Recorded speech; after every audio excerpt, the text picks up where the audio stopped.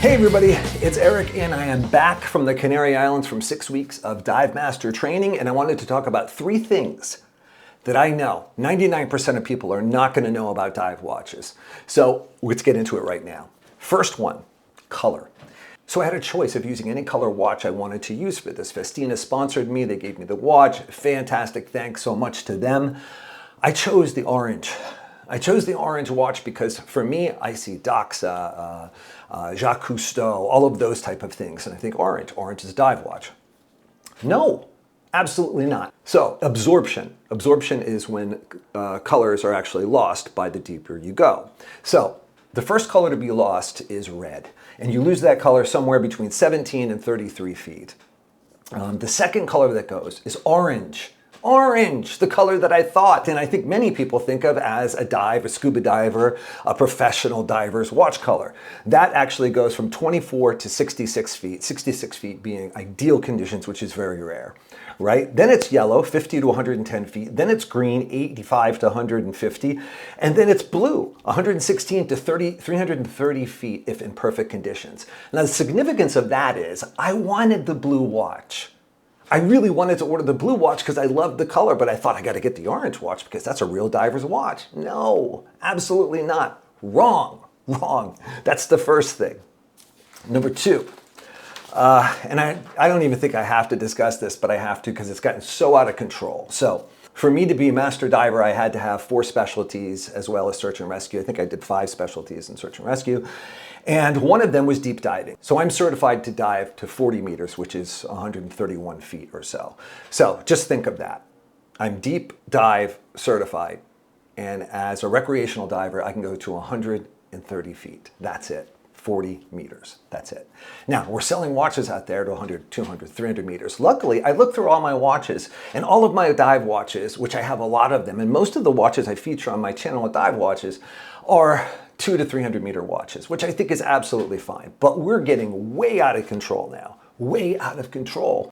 We all know, right, about the Rolex Deep Sea Challenge is what, 11,000 meter watch, 36,000 feet. Not to be outdone by Omega, right? Their Planet Ocean Ultra Deep, 15,000 meters, 50,000 feet. Now, the significance of me telling you any of this is that the deepest anyone has ever dove in scuba is 1,090 feet. That's it. I think it's 332 meters. And it was done by a guy named Ahmed Gaber, I believe his name is. And it was done in the Red Sea. And it happened in 2014, and that record hasn't been broken. And just to give you an idea of what that's like, it took him 15 minutes to descend. And it took him 14 hours to come back to the surface to ascend because of decompression. I'm not even going to talk about decompression times. So we're looking at watches that are 1,000 meter rated, 5,000 meter rated. Listen, the deepest I can go is 40 meters. So I thought that me knowing about dive watches would make me more knowledgeable about diving. And I've found that not to be true, but I've also found that being a diver doesn't make you more knowledgeable about watches either, because most divers just don't wear mechanical watches. And I think they do want to wear them. I think that's a huge opportunity. I know that, of course, there's Seiko Patty, their SSI has Ernst Benz, what else? Aqualung with Doxa, all of those type of things. But listen, they're not penetrating the dive market. They're just not. And the other thing to know is, and I know that you guys know this, 99% of all dive watches sold are not used for diving. They're not used for diving. So I know that everybody comprehends this and they go, but why are you getting so upset about it? Why do you get crazy about it? Well, this is the way I look at it. If I bought a Ferrari and it goes 200 miles an hour, I'm probably going to go 150 to 175. So at least just say half of that, 100 miles an hour. What are we doing with these watches? We've got 50,000 feet watch. Are we going 25,000 feet? Now they're strapping these things to submersibles and dropping them in the Mariana Trench. Absolutely ridiculous. So the way I look at this, for me, is that wearing a dive watch and having a secondary, I think, is useful, especially when you're timing like a search and rescue, those type of things, because you're either timing fin kicks or you could use a watch, right? I would rather use a watch. I'm more comfortable with that. But there's rare instances where you would need that. But I would like to have a secondary watch, and I think a lot of divers would benefit from that. The thing is, I look at it this way. I look at it as a symbol. So if I'm wearing a watch and I'm wearing, let's say, ultra deep or something like that, for me, if I was wearing that watch, I would make sure I'm a pretty damn good diver, a dive master, master diver, commercial diver, something, right? Because it's a little embarrassing to wear a watch that capable and you don't dive at all. So I guess people don't feel the same way I do. I don't know, but I feel like it's more of a symbol than anything else. I just don't get it. I don't get it. And this really has all come full circle for me by doing this. And the other thing I'd like to talk about, number 3, is something, and I'm guilty of all of this because I've done this. I've talked about these things. Especially the one I'm going to mention next. It's embarrassing. This is embarrassing. Bezel Action. I have talked about Bezel Action so much. How much I like Rolex's 120 click with the ball bearing, and how much I love Tudor's 60 click, and how much I love Grand Seiko because it's got that strange, creamy, spongy action. Come to find out, you know what works best for me? A very definite click spring with a pop, one that you can actually feel. The watch that I had that. That Festina Cask certified was a regular click spring, pop, pop, pop, and it was 60 clicks, not 120. And I know people want to argue about that, but put this in perspective. A compass, a dive compass that people rely on to get back to where they need to come from diving has 120 clicks.